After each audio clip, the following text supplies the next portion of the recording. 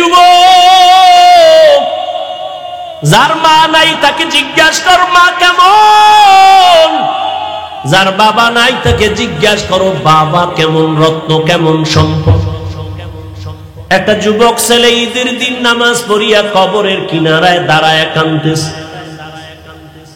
জিজ্ঞাসা করা হলো, ভাই আজ ঈদের আনন্দে সবাই বাড়ি যায়, তুমি কেন কবরের কাছে দাঁড়ায় কাঁদো? যুবক বলে, আমার কপাল বড় খারাপ, গত ঈদের নামাজে আমার আব্বাজানকে আমি পাশে দাঁড়া করায়া নামাজ পড়েছিলাম। ঈদের নামাজে যখন বের হইলাম আমার আম্মু আমার মাথায় হাত দিয়া বড় দোয়া করেছিলেন। আজ আমি যখন নামাজে বের হইলাম হঠাৎ মনে পড়ে গেল আমার মাথায় কে হাত বুলায় দিবে। মায়ের বিছানা পড়ে আছে, বিছানায় আম্মা জান নাই, আমার আব্বা নাই, আমার পাশে আজকে দাঁড়ায় নামাজ পড়বে। ও যুবক, ওই মা বাবার দোয়া ছাড়াই চেয়ারে বসতে পারি নাই, ওই মা বাবার চোখের পানি আর দোয়া ছাড়া তুমি টাকার মালিক হতে পারো নাই, ওই মা বাবার চোখের পানি আর দোয়া ছাড়া তুমি পরীক্ষায় পাশ করতে পারো নাই, গাড়ির মালিক হতে পারো নাই, সম্মানের মালিক হতে পারো নাই। ওই মা বাবার দোয়া ছাড়া জীবনে সফলতার দরজা খুলবে না রে সন্তান। ওই আল্লাহর বান্দি না খাইয়া চোখের পানি ছেড়ে কান্না করে কোথায় যাবে? নিজের খানার চিন্তা নাই, কিন্তু বাচ্চাগুলো না খেয়ে কান্না করে, উপায় কি? নিরুপায় হইয়া হঠাৎ অন্তরের মধ্যে একটা চিন্তা আসলো, আমার বাড়ি থেকে একটু দূরে একটা এলাকা, ওখানে একটা বড় টাকাওয়ালা আছে, কিন্তু তার চরিত্র খারাপ, জেনা করে, মদ পান করে, জীবনে এমন কোন গুনাহ নাই, করে নাই, কিন্তু মা সন্তানের ক্ষুধা বরদাস্ত করতে না পেরে ওই গুনাহগার জেনাকার ওই বড় লোকের দ্বার প্রান্তে গিয়া হাজির হয়ে গেল।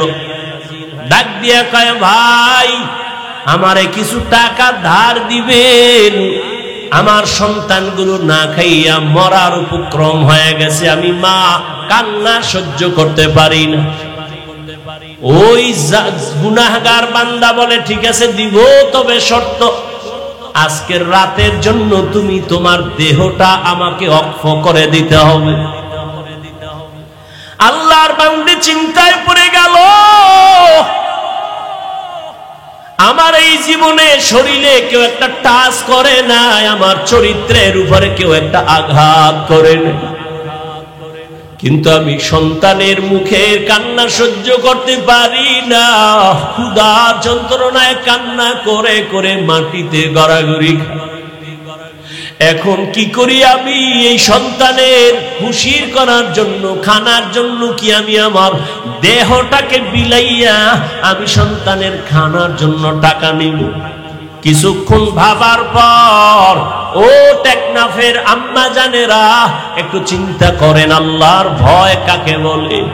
আল্লাহর বান্দির মধ্যে জাহান্নামের ভয়। ও আম্মা জান, আপনাদের কপাল কত ভালো, আপনার এত দামি নারী, এত সম্মান আল্লাহ আপনাদের দান করেছেন। আপনারা নবীদের মায়ের মতো মা, সাহাবায়ে কেরামদের মায়ের মতো সম্মানিত মা, আপনারা তো আলেমের মায়ের মতো মা, হাফেজে কোরআনের মায়ের মতো মা। এই স্টেজে কত হাফেজে কোরআন, কত আলেম আজকে মাথায় পাগড়ি নিয়েছে, সম্মান নিয়েছে, এদের মা বাবার মতো আজকে আনন্দে আর কেউ নাই। আরে আম্মা জান, আপনারা তো দামি, এত দামি, আপনারা তো খাদিজা রাদিয়াল্লাহু আনহার মতো দামি নারী, ফাতেমা রাদিয়াল্লাহু আনহার মতো দামি নারী, আয়েশা রাদিয়াল্লাহু আনহার মতো দামি নারী, ইসমাইল নবীর মা হাজরা আলাইহা সালামের মতো দামি নারী, ঈসা নবীর মা মারিয়াম আলাইহা সালামের মতো দামি নারী। ওই বেঈমান ফেরাউন যে আল্লাহর বিরুদ্ধে গিয়া নিজের খোদা দাবি করলো, অথচ তার ঘরে তার স্ত্রী আসিয়া আল্লাহর এমন পেয়ারা বান্দি হয়েছেন। আল্লাহর নবী বলেন কিয়ামতে জান্নাতে আসিয়ার সাথে তার বিবাহ হয়ে যাবে। ওরে পর্দার আড়ালের আম্মা জান, আল্লাহর ভয় অন্তরে জমা করেন। আপনি যদি নামাজ পড়তেন আর স্বামীকে যদি বুঝাইতেন, ও স্বামী, আমার মা বাবার ঘর আর মায়া ছাইরা তোমার ঘরে চলে আসছি, না খাইয়া থাকলেও আসি, খাইয়া থাকলেও আসি, তবে তোমার কাছে আমার জীবনের একটা দাবি, কোনদিন হারাম আর অবৈধ টাকা এই ঘরের মধ্যে ঢুকাইবা না। হারাম টাকা খাইয়া আমাদের পবিত্র রক্ত নাপাক করব না, সন্তানের রক্ত নাপাক করব না। এরে আম্মা জান, আপনি যদি হাসি মুখে স্বামীকে বুঝাইতেন আর নামাজ পড়ে দোয়া করতেন, কোন স্বামী জীবনে হারাম টাকা অবৈধ টাকা ঘরে নিতে পারত না। এরে আম্মা জান, ওই একটা নারীর কেমন ইমানি পাওয়ার দেখেন। যখন ওই লোকটা বলল, যুবক জিনাকার, বলে তুমি যদি আমার থেকে টাকা নাও, ধার লাগবে না, টাকা নিয়ে যাও, আজকে রাতের জন্য তোমার দেহটা আমাকে দাও। মহিলা সন্তানের চিন্তায় পড়িয়া শেষ পর্যন্ত বলে, ঠিক আছে, টাকা আমাকে দাও, আমি না খায়া থাকতে রাজি, বাচ্চার কান্না সহ্য করতে পারি না, টাকা দিবা, আজকে রাতের জন্য তুমি আমার দেহটা ভোগ করবা। আমি এর উপরে রাজি হয়ে গেলাম। রাতের গভীর ওই জিনাকার আল্লাহর গোলাম রাতের অন্ধকারে রুমের মধ্যে ওই মহিলাকে ঢুকাইয়া চারদিকের দরওয়াজা জানালা বন্ধ। এবার ওই জিনাকার যুবক টাকার বাহাদুরি দিয়া বলে, আসো। এ কথা বলার পরে দেখে ওই আল্লাহর বান্দি কেমন যেন হাউমাউ করে কান্না করতেছে। ওই আল্লাহর বান্দা ডাক দিয়া বলে, আমি তোমার গায়ে এখনো টাচ করি নাই, তুমি এখানে কেন কাঁদো? তোমাকে কোনো ভয়ও দেখাই নাই, তুমি কেন কান্না করো? মহিলা কান্না করে কয়, ভাই, আমার এই জীবনে কোনোদিন গুনার আসর লাগে নাই, আমার শরীরের মধ্যে কোনো বেগানার টাচ লাগে নাই, আমি একটা সতীসাধ্বী নারী, তুমি দরওয়াজা জানালা বন্ধ করে দিয়েছো, এখানে কেউ নাই, কিন্তু আমি যেই মালিকের গোলাম, ওই মালিকের তো ফাঁকি দেওয়ার উপায় নাই, ওই আল্লাহ তো আমার দিকে তাকায় আছে। এই ভাবি আমি কাঁদতেছি, আমি আমার মালিকের আদালতে কেমনে দাঁড়ায়া জবাব দেব? আমার এই গুনার কারণে আমি আমার চেহারাটা মালিকের কেমনে দেখাবো? ওই মালিকের আদালতে আমি গুনার চেহারা নিয়ে কেমনে দাঁড়াবো? আমার অন্তরে ভয়। সাথে সাথে মহিলার এই কথাগুলো ওই জিনাকারের কলবের মধ্যে এমন দাগ কাটলো আর ধাক্কা দিল। যুবক ডাক দিয়া বলে, রে আল্লাহর বান্দি, জীবনে কোনো বেগানা তোমার শরীরে টাচ করে নাই, মাত্র আমি তোমাকে আজ রুমের মধ্যে আবদ্ধ করে নিলাম, এখনো টাচ করি নাই। একজনার ভয়ে যদি তুমি এত কান্না করো, তাহলে আমি জীবনে তো কত বেগানার চেহারা দিয়ে তাকাইছি, এ জীবনে কত জিনা করেছি, কত গুনাহ করেছি, আমার তো কান্না করে করে মরিয়া যাওয়া দরকার। এই কথা বইলা বলে, তুমি যাও যাও, আমি আর তোমার শরীরে কোনো টাচ করব না, টাকাগুলো তোমাকে হাদিয়া দিলাম, আমাকে আর টাকা ফেরত দেওয়া লাগবে না, তাড়াতাড়ি বাচ্চার মুখে খানা দাও, আমার দরবারে আর থাকার প্রয়োজন নাই। মহিলারে বাইর করিয়া দিয়া ওই বান্দা এমন ভাবে আমার মালিকের দরবারে মাথা নত করে ফেললো। একজন আল্লাহর ওলির মাধ্যমে তওবা করিয়া নামাজ ধরে ফেললো। এমন তওবা এখন যেন বান্দার চোখের পানি আর কখনো শুকায় না, শুধু কান্নার আওয়াজ আর কান্নার আওয়াজ। আর আফসোস করে, ও মালিক, আমারে তুমি কি ক্ষমা করবা? আমি কি তোমার আদালতে কেমনে দাঁড়াবো? দুনিয়া রং তামাশায় পড়ে গুনাহ করেছি, জাহান্নামের চিন্তাও করি নাই। ও আল্লাহ, তুমি মাফ করে দাও, জীবনে আর কোনোদিন গুনার কাছেও যাব না। আল্লাহর বান্দা তওবা করিয়া এক একভাবে কান্না করে করে এক পর্যায়ে ইবাদতের মধ্যে মশগুল হইয়া এক পর্যায়ে আল্লাহর বান্দার হায়াত শেষের দিকে, দুনিয়া থেকে বিদায়ের সময় কান্নার আওয়াজ এলাকার সবাই জানে বড় গুনাহগার, জিনাকার। এক পর্যায়ে বান্দা দুনিয়া থেকে চলিয়া গেল।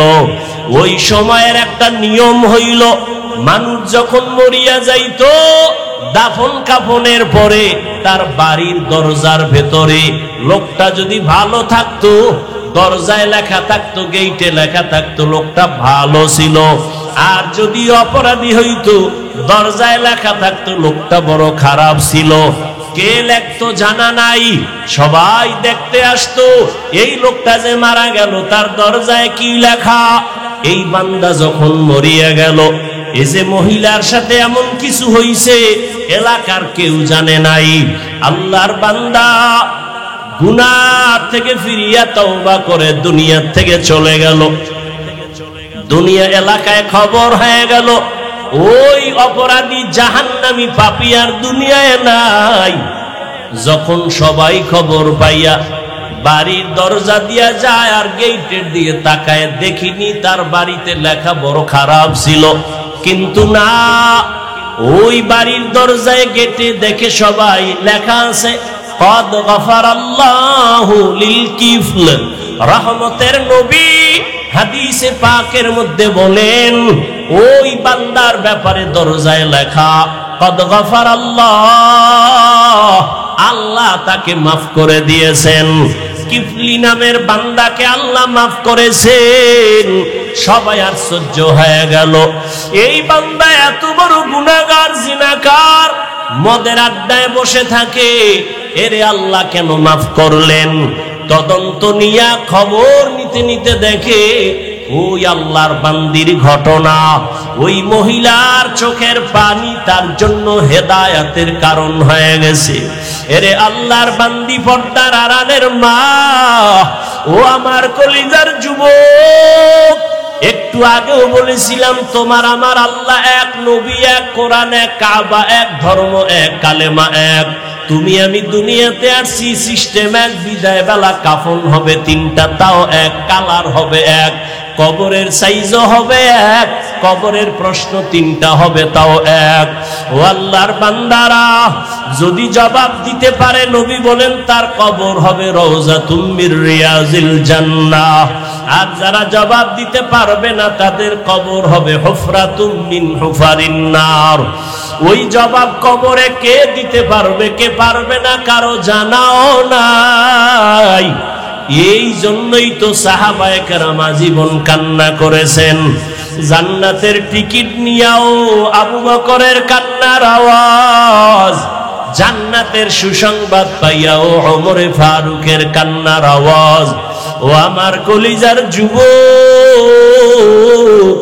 এখনো সময় আছে, আমার আল্লাহর আযাবের ভয় অন্তরে জমা করো। আল্লাহর আযাবের ভয়ে যদি সাহাবায়ে কেরাম কান্না করেন, তাদের কত সুন্দর নামাজ, কত সুন্দর রোজা, কত সুন্দর তাকওয়া, কত সুন্দর আমল, এরপরেও যদি কাঁদে, তোমার আমার তো নামাজ নাই, রোজা নাই, তেলাওয়াত নাই, কোনো আমল নাই, কোনো তাকওয়া নাই, তোমার আমার কি পরিমাণ কান্না করা উচিত? কারণ তুমি আমি মরিয়া গেলে জাহান্নামী যদি হয়ে যাই, জাহান্নামের আগুন সহ্য করা যাবে না। জাহান্নামের আযাবের ভয় এত ভয়ঙ্কর, আল্লাহর এই জাহান্নামের ভয়ে পাথর পর্যন্ত কান্না করে। আল্লাহ নিজে বলেন, সুম্মা কাসাত কুলুবুকুম মিন বাদি যালিকা ফাহিয়া কাল হিজারা আও আশাদ্দু কাসওয়া ওয়া ইন্না মিনাল হিজারাতি লামা ইয়াতাফাজ্জারু মিনহুল আনহার ওয়া ইন্না মিনহা লামা ইয়াশাক্কাকু ফায়াখরুজু মিনহুল মা ওয়া ইন্না মিনহা লামা ইয়াহবিতু মিন খাশিয়াতিল্লাহ ওয়া মাল্লাহু বিগাফিলিন আম্মা তা'মালুন। আল্লাহ কোরআনে বলতেছেন, ওরে জাহান্নামের আযাবের ভয়, আল্লাহর ভয়। এমন কিছু পাথর আছে কান্না করে করে ঝর্ণা প্রবাহিত করেছে। ওই চট্টগ্রামের বহু পাহাড়ে গিয়া দেখবা অনবরত পানি পড়ে ঝর্ণার মতো। আল্লাহর কোরআন বলে ও কাঁদে জাহান্নামের আযাবের ভয়। কারণ আল্লাহ তো বলেছেন জাহান্নাম এত ভয়ঙ্কর, আমি আল্লাহ জাহান্নামের আগুন জ্বালাইতে পাথর আর মানুষ ব্যবহার করব। ওয়াকুদুহান নাস ওয়াল হিজারা, মানুষ আর পাথর দিয়া জাহান্নামের আগুনকে আল্লাহ জ্বালাবেন। এই ভয়ে আপনার আমার নবী যার কোনো গুনাহ নাই, ওই নবী পর্যন্ত কান্না করতেছেন। আম্মা জান আয়েশা রাদিয়াল্লাহু আনহা বলেন, ইয়া রাসূলুল্লাহ কেন কাঁদেন? রহমতের নবী বলেন, ও আয়েশা, কিয়ামতের দিনের কথা মনে পড়েছে। হাসরের মাঠে আমার উম্মতের কি উপায় হবে, এই ভয় আমার চোখে পানি। নবীজিকে আম্মা জান বলেন, কি ভয়ঙ্কর হবে হাসরের মাঠ?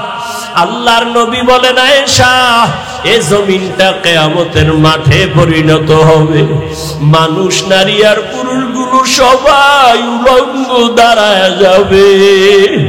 নারীরা উলঙ্গ দাঁড়াবে, পুরুষেরা উলঙ্গ দাঁড়াবে। অন্যদিকে সূর্যের গরম, মাথার মগজগুলো ভাতের মারের মতো ফুটতে থাকবে। অন্যদিকে জাহান্নামের আওয়াজ। আবার আমার আল্লাহ রাগান্বিত আওয়াজ দিয়া বলবেন, লিমানিল মুলকুল ইয়াউম লিল্লাহিল ওয়াহিদিল কাহ্হার। ও আল্লাহর বান্দারা, গুনার কথা স্মরণ করিয়া চোখের পানি ছাড়ো আর আমার মালিকের মনে মনে ডাক দেওয়ার বলো, হে আল্লাহ, এই ময়দানে আমার মতো গুনাহগার কেউ নাই। আমারে সবাই কত মোহাব্বত করে, সম্মান করে, চেয়ার দেয়, অথচ আমার গুনার খবর কেউ জানে না। যদি গুনার খবর জানতো কেউ আমাকে চেয়ারে বসাইতো না। আমার মাওলা কেমন দয়ার মালিক, আল্লাহ গুনার খবর জানিয়াও বলে, বান্দা আমি তাড়ায়া দেই নাই, বরং রহমতের দরজা দিয়া ডাকতেছি, আয় আয় আয়, লা তাকনাতু মির রাহমাতিল্লাহ। আমার দয়ার দরজা থেকে তুই কই ভাগো? ওরে বান্দা, তোরে আমি আদর করে বানাইছি, আমি চাই না তুই জাহান্নামের আগুনে জ্বলবি। আমার রহমতের দরজার দিকে ফিরিয়া আয়। ওরে আমার দরজা ছাড়িয়া তুই যেদিকেই যাবি জাহান্নাম ছাড়া কিছুই না। ওরে আল্লাহর নবী বলেন, ও আয়েশা, আমার আল্লাহ যখন কুদরতি আওয়াজটা রাগান্বিত অবস্থায় দিবেন, আজকের দিনের রাজত্ব কার? হাসরের ময়দানটা থরথর করে কেঁপে উঠবে, মানুষগুলো পাগলের মতো হয়ে যাবে। নবীদের কোনো গুনাহ নাই, তারাও কান্না শুরু করবেন। ও আল্লাহর বান্দারা, জাহান্নামের আযাবের ভয়, পাথর পর্যন্ত কাঁদে, টপ টপ করে পানি পড়ে, ঝর্ণার মতো পানি ঝরে। আল্লাহর আযাবের ভয় কিছু পাথর পর্যন্ত ভয়ে ফাটিয়া যায়। পাথরের থেকেও কি তোমার কলবটা বড় শক্ত? তোমার অন্তরে কেন নরম হয় না? তোমার কলব ফেটে কেন চোখে পানি আসে না? আসলে শয়তান তোমাকে দখল করেছে। এত বড় মজমা আশিকিন জাকিরিনরা বসে আছেন, ওলামায়ে কেরাম কত সাদা দাড়িওয়ালা আল্লাহর গোলাম। এই ময়দানে দেখুন এক ফোঁটা চোখের পানি আসে। ওরে মা বাবার দোয়া নিয়ে সামনে আগাও, মুরব্বীদের দোয়া নাও, কান্না না আসলে কান্নার চেষ্টা করো। মা বাবার দোয়া নিয়ে আগাও, যার চোখে পানি পারলে তার থেকে দোয়া নাও। চোখের পানি ছাড়া জাহান্নামের আগুন ঠান্ডা করা যাবে না। মায়ার নবী বলেন, আয়েশা, মুসা নবী কাঁদবেন, নিজের চিন্তায় উম্মতের ভুলিয়া যাবেন। উম্মতেরা পাগলের মতো দৌড়াবে। একবার যাবে আদম নবীর কাছে, নবী বলবেন আমি আর সুপারিশ করতে পারবো না। আবার যাবেন ঈসা নবীর কাছে, মুসা নবীর কাছে, ইব্রাহিম নবীর কাছে। ঘুরতে ঘুরতে ঘুরতে ঘুরতে উম্মতেরা নিরাশ হইয়া শেষ পর্যন্ত তালাশ করবে আখিরি নবী কই। আমি মুহাম্মদের তালাশ করা শুরু করবে।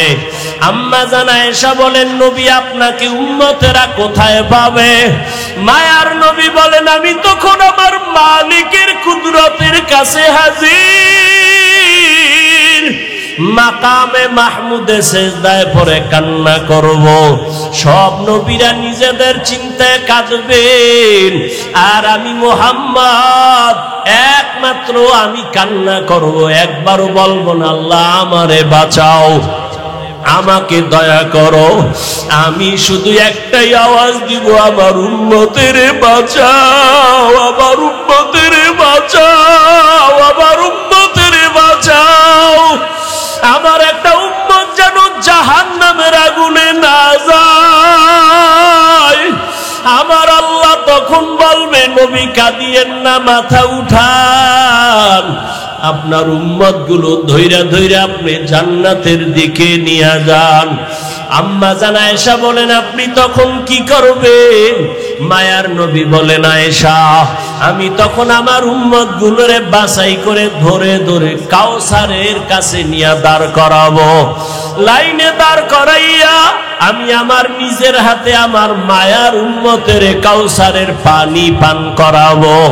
আম্মা জান বলেন, নবীজি, কোটি কোটি কোটি মানুষের ভেতরে আপনার উম্মতের আলোতে ঝলমল করতে থাকবে।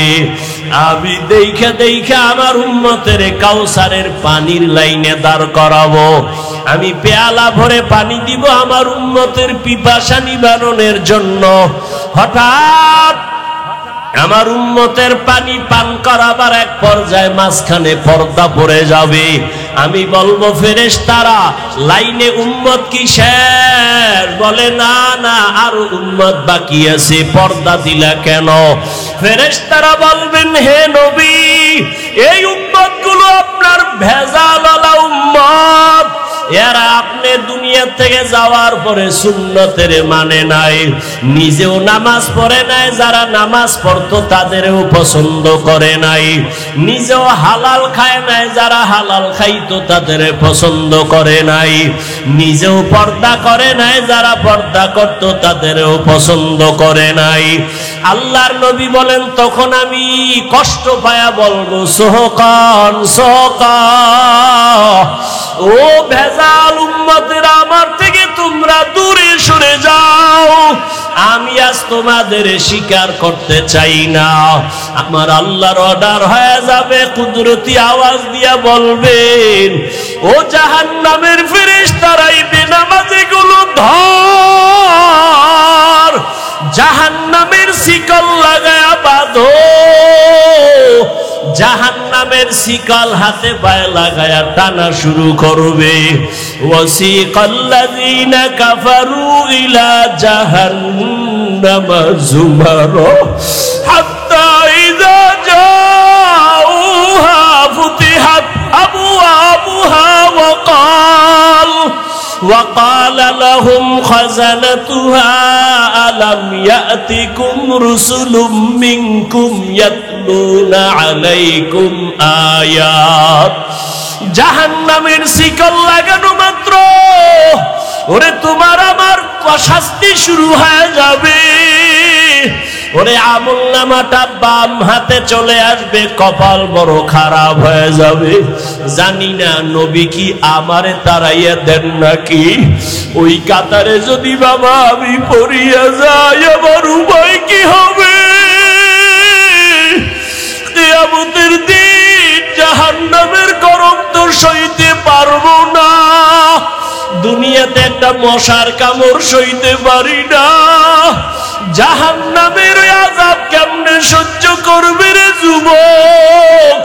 ও বেনামাজি বাবারা, ও দাড়ি কামানেওয়ালা বাবারা, ও বেপরদাওয়ালা বাবারা, ও মা বোনেরা, মাওলার কাছে 2 ফোঁটা চোখের পানি সারিয়া দাও। কান্না না আসলে দেখো ডানে বামে কার চোখে পানি। হাতটা বাড়াইয়া দোয়া নাও। ওই জাহান্নাম বড় ভয়ঙ্কর। ওরে আল্লাহ অর্ডার করবে বাম হাতে জাহান্নামীদের আমলনামা দেওয়া হবে, তবে সোজা হাতে দেওয়া হবে না। আল্লাহ রাগান্বিত আওয়াজ দিয়ে বলবেন, ফেরেশতা এই বেঈমান নাফরমানের আমি দুনিয়াতে কম মায়া করি নাই। আমার দেওয়া পানি, আমার দেওয়া মাছ, আমার দেওয়া সূর্যের আলো, আমার দেওয়া চাঁদের আলো, আমার দেওয়া কত নিয়ামত আমি খাওয়াইলাম, একবারও শুকর আদায় করে নাই। এখন আমি সোজা হাতে আমলনামা দিব না, এই গুনাহগার নাফরমানের বুকের মাঝে ছিদ্র করিয়া দাও। ছিদ্র করে বাম হাতটা ঢুকাইয়া পিঠের থেকে হাত বের করো। পিঠের থেকে ফেরেশতারা হাতটা বের করবেন।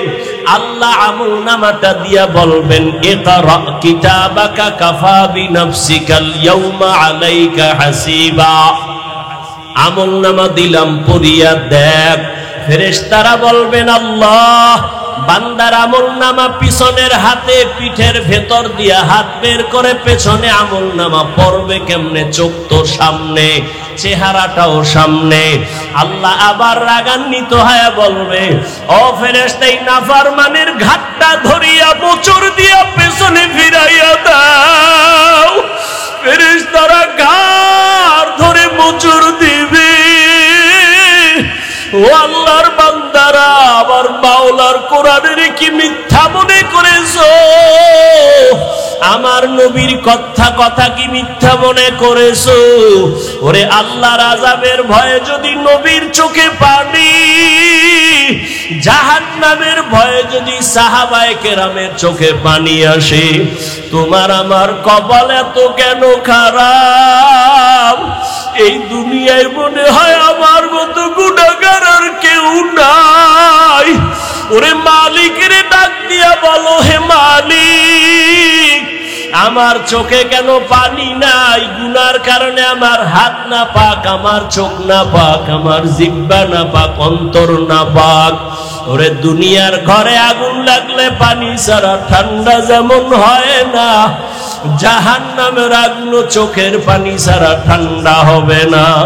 ও আল্লাহর বান্দারা, ওই মা বাবার দোয়া দিয়া দিলটারে নরম বানাইও। ওই মা বাবার বরদোয়া যদি লাগিয়া যায়, জীবনটা তোমার ধ্বংস হয়ে যাবে। মা বাবা জীবনভর কান্না করে করে কষ্ট করে তোমাকে আমাকে মানুষ বানাইছেন। কত বাবা গরিবী হালাতে নিজেরে মানুষ বানাইছেন, এত গরিবী অবস্থায় চলতেন। কত মা এত গরিব, মনে চাইতো ফল খাবে, টাকার অভাবে আর খাইতে পারে নাই। অনেক বাবারা ইলিশ মাছ দিয়া খানা খাইতে চাইতো, টাকার অভাবে কিনতে পারে নাই, খেতে পারে নাই।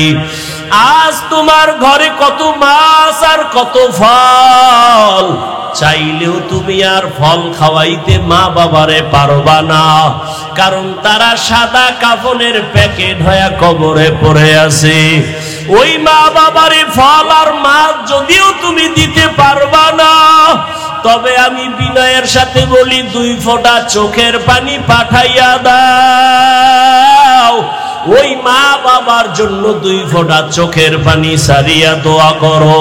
ওই মা বাবার অবদান জীবনে কোনোদিন শোধ করা যাবে না। ও যুবক, ঘরে যাইয়া মায়ের হাত ধরিয়া দোয়া চাইও আর বলিও, মা আমি তোমারে জীবনে কত কষ্ট দিয়েছি, আজকে ময়দানে কত যুবকেরা কাঁদলো, আমার চোখে পানি নাই, গুনার কারণে বুঝি আল্লাহ বেজার হয়ে গেছে। মা তুমি আমার মাথায় একটু হাত দিয়া দোয়া করে দাও, আমি আর কোনোদিন বেয়াদবি করব না। যদি মাকে বলতে পারো, দেখবা মায়ের চোখে পানি চলে আসবে। মা ডাক দিয়া বলবে, বাবা আয় আয়, মাথায় হাত দিয়ে বলবে, আরশে আজিমের মালিক, আমার কলিজার সন্তানটারে তুমি কবুল করিয়া নাও। ওই মা বাবার দোয়া থাকলে নাও, তাড়াতাড়ি দোয়া নাও রে যুবক। এই রত্ন হারাইয়া গেলে আর কান্না করিয়াও পাইবা না। ওই মা বাবার দোয়া নাও, উলামায়ে কেরামের দোয়া নাও, আর পেছনের গুনাহ থেকে তওবা করো। মরিয়া গেলে যাব, আর কোনোদিন দাড়ি কাটবো না, বেপরদায় চলবো না, নামাজ ছাড়বো না, মা বাবারে কষ্ট দিব না, উলামায়ে কেরামের সাথে বেয়াদবি করব না, মুরব্বী শিক্ষকদের দোয়া নিয়ে চলবো, নবীর তরিকা মেনে চলবো। তওবা করার মতো যদি কারো অন্তরে নিয়ত হয়, মুনাফিকি যদি না থাকে, খাঁটি তওবার নিয়ত যাদের আছে, 2 হাত আল্লাহকে দেখাইয়া দাও।